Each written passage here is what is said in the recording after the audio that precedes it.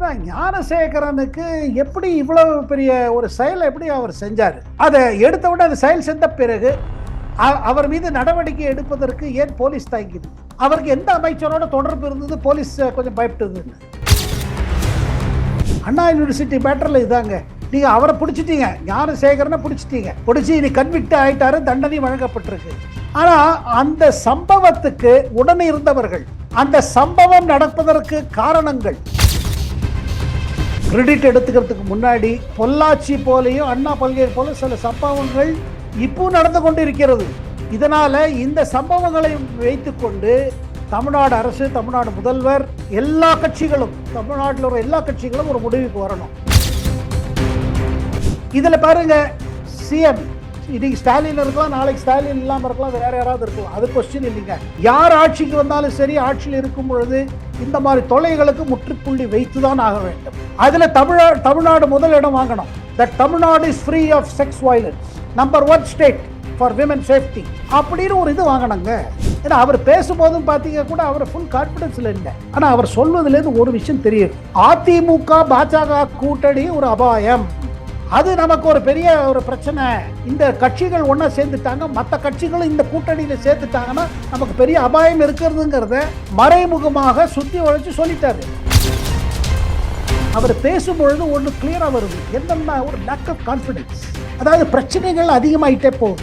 இந்த 5 ஆண்டு காலம் வருது, இப்போ 26 வந்துச்சுன்னா 5 ஆண்டு காலம், இதுல பல காரியங்களை நம்ம சாதிச்சிருக்கலாம், ஆனா நம்ம சாதிக்கல.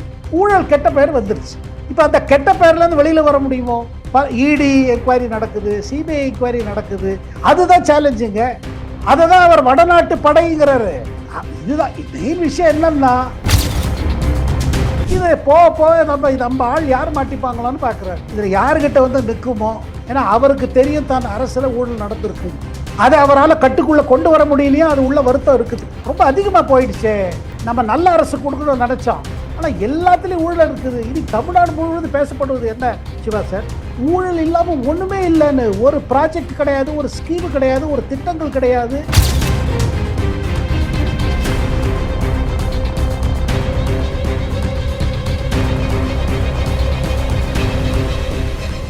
ரியல் ஒன் நண்பர்கள், உறவுகள் அனைவருக்கும் வணக்கம். பல்வேறு முக்கியமான தகவல்களை நம்முடைய உறவுகளுடன் பகிர்ந்து வரும் மூத்த பத்திரிகையாளர் டெல்லி சேகரையர் அவர்கள் நம்முடைய இருக்கிறார். வணக்கம் சார். வணக்கம் சிவா சார். வணக்கம். இப்போ ஞானசேகரன் விவகாரத்திற்கு குற்றவாளி அப்படிங்கிற அனௌன்ஸ்மெண்ட்டை ஹைகோர்ட் கொடுத்த உடனேயே தமிழகத்தில் இருக்கக்கூடிய அதிமுக உள்ளிட்ட எதிர்கட்சிகளை பொறுத்த வரைக்கும் எடப்பாடியார் பழனிசாமி அவர்கள் கூட பாதி நீதி தான் கிடைத்திருக்கிறது, பாதி நீதி கிடைக்கல, அந்த சார் உள்ளிட்டவர்கள் தப்பிக்க வைக்கப்பட்டிருக்கிறார்கள், அந்த மாணவி குறிப்பிட்ட அந்த சார் தப்பித்து விட்டார் அப்படிங்கிற கருத்துக்களை முன் வச்சாங்க. இப்போ வந்து தீர்ப்பே அளிக்கப்பட்டிருக்கிறது. இந்த விஷயத்தை டெல்லியில் இருக்கக்கூடிய மீடியாக்கள், அங்கிருக்கக்கூடிய வடநாட்டு தலைவர்கள், அரசியல் தலைவர்கள் எப்படி சார் பாக்குறாங்க? இல்லைங்க, ஒரு சந்தேகம் இருந்துட்டு இருக்கு. ஞானசேகரனுக்கு எப்படி இவ்வளவு பெரிய ஒரு செயலை எப்படி அவர் செஞ்சாரு? அதை எடுத்த உடனே அந்த செயல் சென்ற பிறகு அவர் மீது நடவடிக்கை எடுப்பதற்கு ஏன் போலீஸ் தயங்கிது? அவருக்கு எந்த அமைச்சரோட தொடர்பு இருந்தது? போலீஸ் கொஞ்சம் பயப்பட்டதுன்னு. அது அந்த சந்தேகம் ஒன்றும் டெல்லி லெவல்ல போலீங்க. அண்ணா யூனிவர்சிட்டி மேட்டர்ல இதாங்க, நீங்க அவரை பிடிச்சிட்டீங்க, ஞானசேகரனை பிடிச்சிட்டீங்க, பிடிச்சி நீ கன்விக்ட் ஆயிட்டாரு, தண்டனை வழங்கப்பட்டிருக்கு. ஆனா அந்த சம்பவத்துக்கு உடனே இருந்தவர்கள், அந்த சம்பவம் நடப்பதற்கு காரணங்கள், அது பல்கலைக்கழக லெவல்ல இருக்கட்டும், லோக்கல் லெவல்ல இருக்கட்டும், இல்லை அரசியல், அங்கே இருக்கிற அரசியல் சூழ்நிலையா இருக்கலாம், எது வேணா இருக்கலாம். ஆனா இதற்கெல்லாம் காரணம் யார்? நம்ம யாரையும் கூட்டி காப்பிக்கல, இவங்க தான் பண்ணாங்க, இவங்க காரணம் சொல்லலை நம்ம. அது ஆனா ஒண்ணுங்க, இது யாராவது இவங்க கூட இவங்க தொடர்புல இருந்தவங்க யார் யாரு, இவங்களுக்கு ஹெல்ப் பண்ணவங்க யார் யாரு? இப்ப அந்த ஆர்ஜி கார் இதுல கரெக்டா வருதுங்க, பல அந்த ஹாஸ்பிட்டல் இருக்கிற அதிகாரிகளை அவங்கள ஹெல்ப் பண்ணாங்க, கேஸ் எடுக்காம பண்ணாங்க. காலேஜில் ஒரு இதான பிறகுதான், ஸ்ட்ரைக் ஆரம்பிச்ச பிறகு கல்கத்தாவே கொந்தி எழுப்பிடுச்சு ப்ரொடெஸ்ட்ல. அதுக்கு பிறகுதான் நடவடிக்கை நடந்தது. அதே போலதான் இங்கேயும் நம்ம அண்ணா பல்கலைக்கழகத்தில் இதே மேட்டர் தான். அப்ப அந்த நபருக்கு அரசியல் தொடர்பு இருந்ததா இல்லையா? அது யாரா இருக்கட்டும். இப்ப பாருங்க, பொள்ளாச்சி விவகாரம், நம்ம எதுக்கு ஒருத்தர் சொல்லணும் ஒருத்தர் சொல்லக்கூடாது. பொள்ளாச்சி விவகாரத்துல பாருங்க, அதுல எவ்வளவு அரசியல் இருந்தது. அதுல இருக்கிறவங்க எல்லாரும் அப்போ அது ஆளும் கட்சியான அதிமுக தலைவர்களுடன் மற்ற இவங்களோட கான்டாக்ட் இருந்துச்சா இல்லையா? சில நிர்வாகிகளும் அதுல இன்வால்வ்டு. அது பாருங்க, அது அது இன்னும் இதை விட ரொம்ப மோசமான விஷயம்.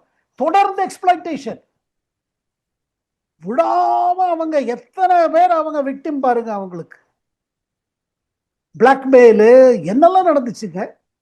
நான் சொல்வது என்ன சிவா சார், கிரெடிட் எடுத்துக்கிறதுக்கு முன்னாடி பொள்ளாச்சி போலையும் அண்ணா பல்கேட் போல சில சம்பவங்கள் இப்போ நடந்து கொண்டிருக்கிறது. இதனால இந்த சம்பவங்களை வைத்துக்கொண்டு தமிழ்நாடு அரசு, தமிழ்நாடு முதல்வர், எல்லா கட்சிகளும், தமிழ்நாட்டில் உள்ள எல்லா கட்சிகளும் ஒரு முடிவுக்கு வரணும். இந்த மாதிரி ஒரு இதுக்கு மேல தீவிர நடவடிக்கை. கட்சி பார்க்க கூடாது, இது நம்ம கட்சி அந்த கட்சியா பாருங்க. தேர்தலில் வரும் போகும், குறிப்பிட்ட அமைச்சர் ஜெயிப்பாரு தோப்பாரு, அது வேற விஷயங்க. ஆனா தமிழ் மக்களுக்கு, தமிழ் தாய்மார்களுக்கு, தமிழ் பெண்களுக்கு, அவங்களுக்கு கொடுக்குற ஒரு ரெஸ்பெக்ட், ஒரு டிக்னிட்டி ஆஃப் விமன் இருக்குதுங்க. நான் இதெல்லாம் இதுவும் சொல்றேன் சிவா சார், கனிமொழி போல தலைவர்கள் முன் வந்து பேசுறாங்க பார்த்தீங்களா, அது அவங்களே பாராட்டணும். அவங்க கட்சி பார்க்கறது இல்லை, கட்சி பார்க்காம அவங்க பண்றாங்க. அவங்களுக்கு இந்த மாதிரி கனிமொழி பேசுறதுக்கு அவங்களுக்கு எதிர்த்து நிறைய பேர் இருப்பாங்க கட்சியில. இவங்க என்ன இந்த மாதிரிலாம் கிளப்பி விடுறாங்க, இது நமக்கு பிரச்சனை உண்டாக்குறாங்க தேர்தல் முன்னாடி. பட் ஆனா அவங்க இந்த மாதிரி பேசுவது, இது ஒரு துணிச்சல் வேணும். ஏன்னா அவங்க பேசும்போது எத்தனை பேருக்கு குரல் கொடுக்குறாங்க, எத்தனை பேருக்கு நியாயத்துக்காக ஒரு வழி பண்றாங்க. ஏன்னா இதுல பாருங்க, பொள்ளாச்சி சம்பவத்தை நினைக்கும் பொழுது அந்த மாதிரி சம்பவம் எனக்கு என்ன தோணுதுன்னா சிவா சார், நான் உண்மையை சொல்லிடுறேன், எனக்கு என்னன்னா அந்த மாதிரி பல நிகழ்வுகள் நடந்து கொண்டு இருக்குமோன்னு ஒரு பயம் இருக்குது. அதை வெளியில சொல்லாம எத்தனை பேர் தவிச்சிட்டு இருக்காங்க தெரியல. அந்த மேட்டர் வெடிச்சு போய் வெளியில வந்த பிறகுதான் தெரியுது. இது மாதிரி தெரியாம எத்தனை சம்பவம் இருக்குது. இதுல பாருங்க, சிஎம் இன்னைக்கு ஸ்டாலின் இருக்கலாம், நாளைக்கு ஸ்டாலின் இல்லாம இருக்கலாம், வேற யாராவது இருக்கலாம், அது கொஸ்டின் இல்லைங்க. யார் ஆட்சிக்கு வந்தாலும் சரி, ஆட்சியில் இருக்கும் பொழுது இந்த மாதிரி தொலைகளுக்கு முற்றுப்புள்ளி வைத்துதான் ஆக வேண்டும். அதுல தமிழ்நாடு முதல் இடம் வாங்கணும். That Tamil Nadu is free of sex violence, number 1 state for women safety அப்படின்னு ஒரு இது வாங்கணுங்க. சார், இப்போ ஸ்டாலின் அவர்களை பொறுத்த வரைக்கும் வடநாட்டு படையெடுப்பை தடுக்க வேண்டும், அதற்கான கட்டமைப்பு வந்து திமுகவிடம் தான் இருக்கிறது, நாம வலிமையாக சேர்ந்து தேர்தலை சந்திக்கணும், பாஜக உள்ள வரக்கூடிய நிகழ்வை தடுத்து நிறுத்தணும் அப்படின்னு சொல்லி தெரிவிச்சிருக்காங்க. இத வடநாட்டு படையெடுப்பு, இந்த விவரத்தை எப்படி சார் பார்ப்பது? நீங்க திருப்பி வடநாட்டு படையெடுப்பு, திருப்பி இங்க திராவிட தமிழுக்கு, தமிழ் பண்பாடுக்கு, தமிழ்நாட்டோட செல்வாக்குக்கு எப்போதுமே வட இந்தியாவிலேருந்து ஏதோ ஒரு தாக்குதல் இருக்கிற மாதிரி இது பழைய பாலிடிக்ஸுங்க. 1967 இது ஓடுது. ஆனா இது பழைய பிளேட்டு. இது பல முறை மக்கள் கேட்டுட்டாங்க. எங்கே படையெடுப்பு ஒன்றும் கிடையாதுங்க. இதுல என்னன்னா இன்னைக்கு அதெல்லாம் அவர் சொல்றாரு, ஏன்னா கேடரை உற்சாகப்படுத்துறாரு. என்ன கேட்டீங்கன்னா, இந்த மதுரை மாநாடுல என்ன ஒரு பெரிய அச்சீவ்மெண்ட் சொல்லுங்க. இந்த மதுரை மாநாடுல இருந்து டிஎம்கே தொண்டர்கள், திமுக தொண்டர்கள் ரொம்ப உற்சாகமா போனாங்களா, திரும்பி போறாங்களா, இல்ல ஒரு வழிகாட்டி கிடைச்சிச்சா, இல்ல இப்ப 5 ஆண்டு காலம் பிறகு திருப்பி நம்ம கட்டாயமா ஜெயிச்சிருவோன்னு முழு நம்பிக்கை வந்துச்சா? என்ன கேட்டீங்கன்னா, எங்கே ஒரு இடத்துல ஒரு லேக் ஆஃப் கான்ஃபிடன்ஸ். இந்த மாநாடுல ஒரு கான்ஃபிடன்ஸ் குறைச்ச மாதிரி இருக்குது. ஏன்னா அவர் பேசும்போதும் பார்த்தீங்க கூட அவர் ஃபுல் கான்ஃபிடன்ஸ்ல இல்லை. ஆனா அவர் சொல்வதிலேருந்து ஒரு விஷயம் தெரியுது, அதிமுக பாஜக கூட்டணி ஒரு அபாயம், அது நமக்கு ஒரு பெரிய ஒரு பிரச்சனை. இந்த கட்சிகள் ஒன்னா சேர்ந்துட்டாங்க, மற்ற கட்சிகளும் இந்த கூட்டணியில சேர்ந்துட்டாங்கன்னா நமக்கு பெரிய அபாயம் இருக்கிறதுங்கிறத மறைமுகமாக சுத்தி வளைச்சு சொல்லிட்டாரு. இது கிளியருங்க.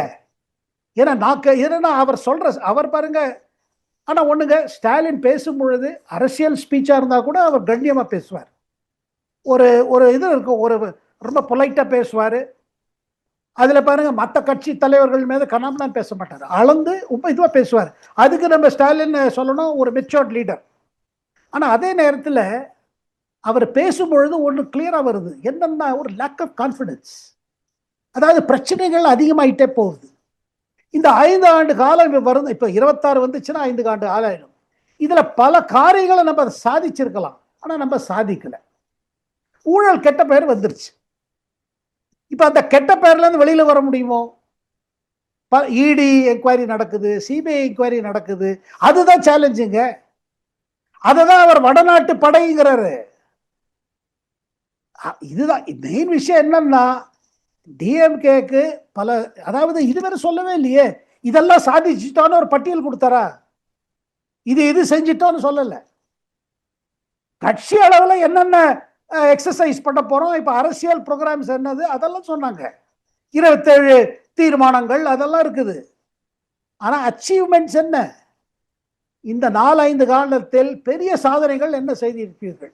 சார் அப்போ நீங்க சொல்வதை வச்சு பார்க்கும்போது சார், அப்போ முதல்வர் ஸ்டாலின் சொல்லக்கூடிய அந்த படையெடுப்பு அப்படிங்கிறது ஐடி இடி போன்றவைகள் ஊழலை ஒழிப்பதற்கு, முறைகேடுகளை தடுப்பதற்கு, மணி லாண்டரிங்கை தடுத்து நிறுத்துவதற்காக நடக்கக்கூடிய ரைடத்தான் படையெடுப்பு அப்படிங்கிற அர்த்தத்துல சொல்கிறாரா சார்? கட்டாயமா அதுதான் அவருக்கு இது பண்ணிட்டே இருக்கு. இதுல பாருங்க என்ன பண்ணிட்டு இருக்குன்னா, இது போக போக நம்ம ஆள் யார் மாட்டிப்பாங்களான்னு பாக்குறாரு. இதுல யாருகிட்ட வந்து நிற்குமோ, ஏன்னா அவருக்கு தெரியும் தான் அரசுல ஊழல் நடந்திருக்கு. அதை அவரால் கட்டுக்குள்ள கொண்டு வர முடியலையா, அது உள்ள வருத்தம் இருக்குது. ரொம்ப அதிகமா போயிடுச்சே. நம்ம நல்ல அரசு கொடுக்கணும்னு நினைச்சோம்.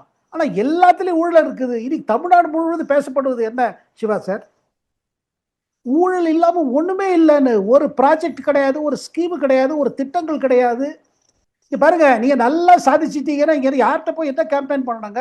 மக்களை திருப்பி இன்னொரு டேர்ம் கொடுப்பாங்க. பல்வேறு முக்கியமான தகவல்கள், செய்திகளை நம்முடைய உறவுகளுடன் பகிர்ந்து கொண்டதற்கு நன்றி சார். நன்றி சிவா சார், வணக்கம்.